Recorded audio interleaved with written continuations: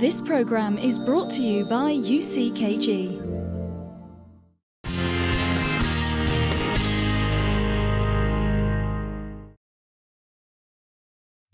Welcome back. On today's show, Getting Off the Guilt Trip, we've been discussing the cause of guilty feelings, and boy, have we had a lot to say. But joining us in the studio is NLP Master Practitioner Rachel Coffey. Welcome, Rachel. Hi, thank you for having me. Now, Rachel, when I heard that we were going to have an NLP Master Practitioner, I kind of asked myself, I'm sure a question that many viewers are asking, what is an NLP Master Practitioner? What does she do? So NLP is a set of techniques that I use in my work as a life coach and a voice coach. Mm-hmm. And NLP stands for Neuro-Linguistic Programming. Mm. And it's really about how we think. You know how you were talking about kind of the voice in your head and what you say to yourselves, that kind of thing. So it's how we think about things in our mind, how we perceive the world around us, what other people say about us or the things that they should do, how we really perceive ourselves as well. Mm-hmm. And also any kind of patterns that we might be stuck in or any habits that we tend to have that might not be very useful to us. Mm-hmm. So that's the neuro-linguistic programming. And simply being a master practitioner just means I'm qualified to an advanced level in it. That's pretty interesting. Now, when we had the street interviews, we were asked a question. How do men and women handle guilt differently? So I think you're more likely to have a better opinion than we do. What is your opinion? So really, it's a little bit about what you were saying about going over and over things in your head. Mm. So as a generalisation, obviously everyone's on a sort of spectrum of the scale, but as a generalisation, men feel a need to do something about a problem, and if they can't do it, they tend to bury it and forget it. Mm-hmm. Whereas women start trying to go over and over and over it again, and they'll also talk to their friends about it over and over and over again. Mm. So that's often why women feel more guilty, because whereas something happens to a man or someone who thinks very logically, not all men think logically, I know a few that don't, but those people who think more logically or don't like that kind of nagging feeling, they'll push it away. But the women will, if you think something that's already happened, it isn't here anymore. It's in the past. It's gone away. Mm-hmm. So by talking about it and bringing those feelings back, you're actually bringing those feelings back into today, and they make you start thinking about things, and then the feelings grow bigger, and that's how guilt gets bigger inside us, because we're actually taking all those feelings, we're inviting them into our today, and then it keeps on affecting us. So women tend to do that more than men. So you touched on my question, but why do you think that we like to hold on to guilt? Or maybe we don't like to, but why do we hold on to guilt, and how can we really let it go? Okay, so sometimes people hold on to guilt they feel like they've done something wrong, so it's like they're punishing themselves for it. But guilt's quite a destructive emotion. It doesn't do anything positive for the person that's feeling it, and feeling that guilt doesn't actually do anything positive for the people or the situation that you might be feeling guilty about. So sometimes it's a bit of a punishment. Sometimes it's just a habit. When a certain person behaves in a certain way towards us and we react to that, we always feel guilty about it. So sometimes it's just an old habit that we're holding on to.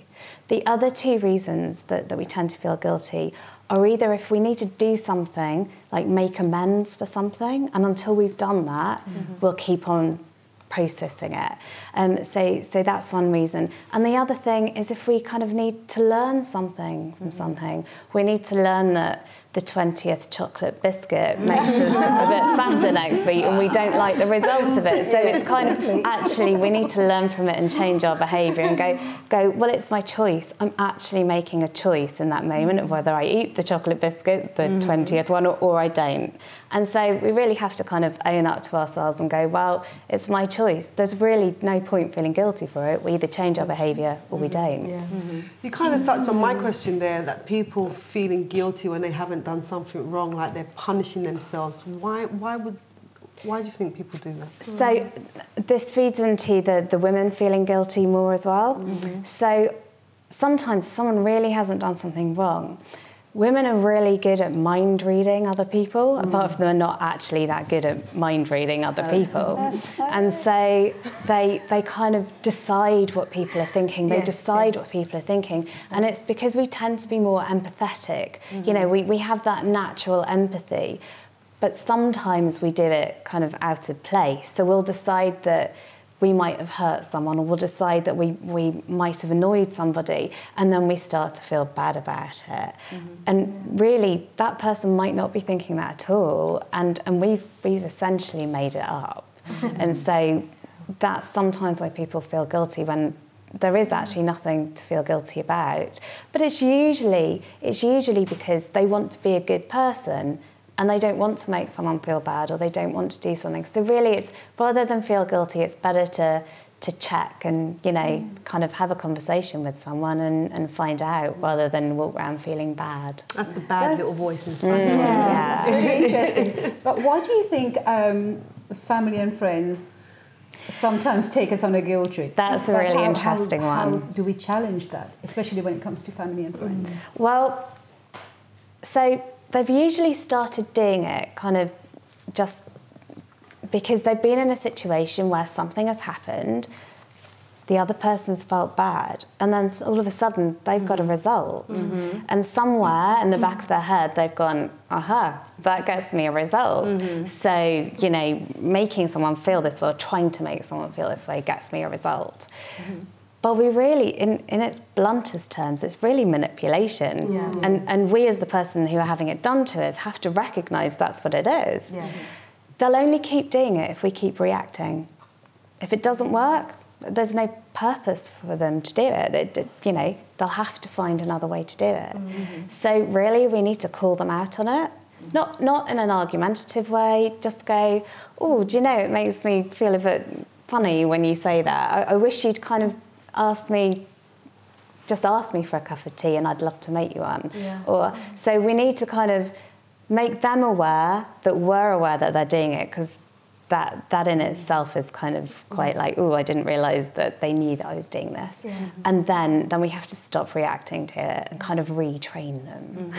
So we can actually do that without consciously thinking that we're actually making someone have a guilt trip then, can't we? Like if I say to Gemma, you didn't even come in and make me a cup of tea today. And that's why, that's sometimes why they don't even know that they're actually making the person feel guilty. That's why it's important to let them know that maybe they could ask it in a different way, because they might not be aware of it. And then you feel better, and then they feel better, and it all works. So a lot of time it's because we're allowing the person to get away with it. We're allowing the person to continue with what they're doing. And for as long as they think, okay, well, I'm not doing any harm there, I'm actually getting results here, and they'll continue. Nobody can make us feel anything. People do things and they hope they're going to get a particular reaction. So it's our responsibility to sort of be responsible for our own feelings and kind of own it, really. But I've got a big question to tag on to the end of that. Okay, because I feel like I've gotten to a point, just because of life experiences, that I can say to somebody, actually, I don't feel that really good when you do this, and so on, and I'm happy to do that. But how do you know that you've gotten to the point where you don't need to feel guilty? Because some people take that and think, well, actually, no, whatever you tell me, whatever you criticise me about, whatever you say, I won't take it on board.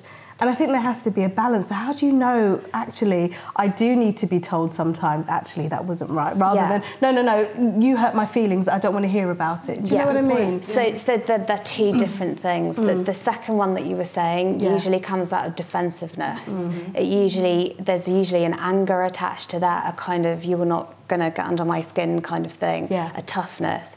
And we're actually trying to protect ourselves from being hurt or being attacked, and, you know, emotionally or whatever. So really that's not a great place to be, because like you say, you can't hear people, and you need to be able to hear people because you'll stop taking in useful things as well. So instead, what you're talking about in the middle and what it sounds like you've kind of grown in is confidence. Yeah. And that's what we need. If we feel naturally confident, it's true though, yeah. Diane, get out of it.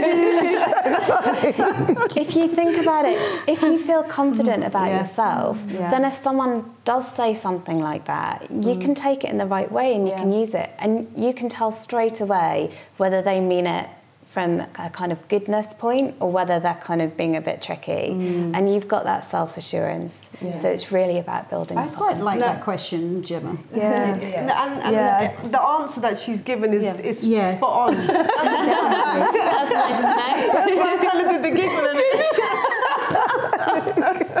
We were talking earlier, Rachel, about guilt having like long-term effects. That I mean, guilt trips, laying guilt trips on other people, having long-term effects. Now, part of your job, I mean, your job is to help people make changes. First of all, there are people who can kind of make those changes by themselves, but others need help. How can someone recognize that maybe I need to get help from someone now? I'm not able to do this by myself. So it's usually when we've been stuck and we've tried and we've tried and we just feel like we're hitting a brick wall. That's kind of the time that people usually go, okay, I need to do something else about it. And the first thing that people normally do is talk to their friends and talk to their family. That's great. The thing is, we need to remember that everyone who's important in our lives, we're important to them as well. So they've got a kind of vested interest in how we behave, who we are. And often people are afraid of other people changing because they love the person that's there. So they want them to be happy, but they also want them to, you know, stay that person. And also sometimes when we're talking to friends or family, we end up having the same conversation again and again. And it does the thing that I was talking about earlier about just bringing up all those emotions and we don't actually do anything. So the point really is when someone feels like they've tried and they're a bit stuck. And the benefit is that someone like me you can come to me, I'm never going to bring anything up again. You can mention things from years ago or even things that sound faintly ridiculous to somebody else, you know, that your mum might go, oh, what do you want about? You just, you know, get over it. And you're like, oh, I can't. So you can bring things up that might seem silly. And also the techniques that we use kind of, they allow us to actually change the way we see things and change the way we actually feel about them. And often people think there's something that they're not doing. It's like, oh, I just can't do this because I just can't find the thing that I need to do or I can't find the answer. And usually they've got the answer somewhere and they're doing the right thing, but they're carrying around a big heavy bag on their shoulder of kind of responsibility or guilt. So, does guilt and confidence kind of go together then?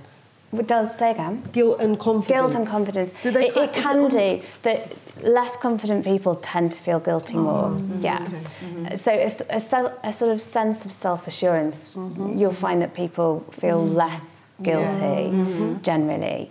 But sometimes it's a sense of responsibility, like with family, because we want to be a good person as well. But if we know we're a good person, it's easy, I think. Thank you so much, Rachel, for coming and shedding a light on such an important topic. Because you know, all the things that we've discussed, scenarios that we've discussed, may sound a little bit light, but there are some scenarios that are a bit serious, and people, like you said, people just keep hitting the wall and they're not able to move past it. And I think what you shared will help a lot. So thank you very much for spending time with us. Thank you for having me. Thank you. Joining in our chat. We're going to go for a break, and after the break, we're going to come back with more on this topic, getting off the guilt trip.